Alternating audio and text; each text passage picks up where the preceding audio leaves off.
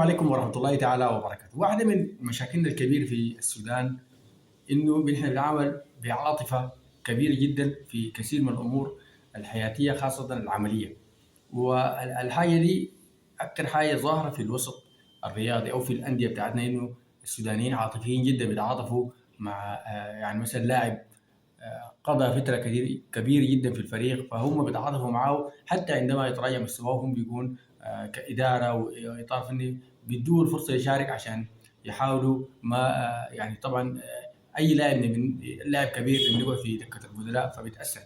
فدي واحدة من مشاكلنا، التعامل بعاطفة. ويحضرني في القصة دي عدد من اللاعبين الهلال، على رأسهم طبعا محمد عبد الرحمن الغربال وبقبة وغيره من اللاعبين.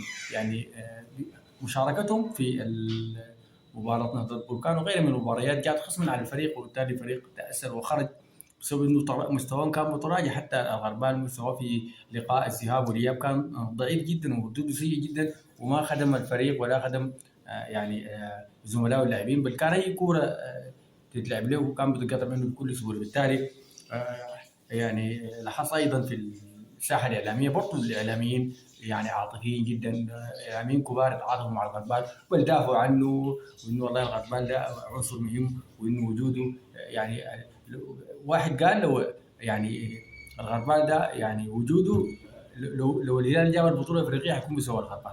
وده طبعا التطبيل الزايد والنفخ والتعامل بعاطفه جياشه هو سبب كوارثنا وخروجنا كثير من المباريات. بالتالي يعني اديك مثال، لاعب ليفربول الانجليزي اللاعب المصري الكبير محمد صلاح عندما تراجع مستواه والمدرب طوالي اجلس على دكه البدلاء وعمل يعني مشاكل كثيره جدا، وحتى الاعلام ما تعاطف معه ولا الجمهور تعاطف معه.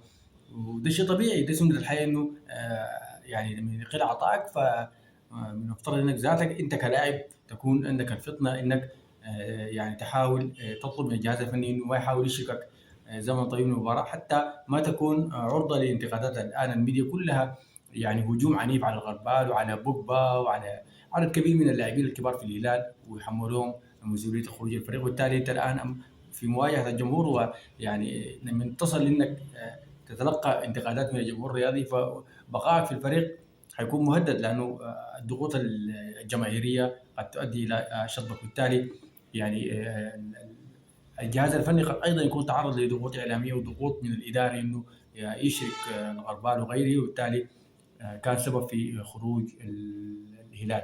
اذا يعني نحن كسودانيين اذا ما خلصنا من العاطفه الزايده في التعامل مع الامور الحياتيه او الامور العمليه ما هنتقدم، خاصه في مجال كره القدم.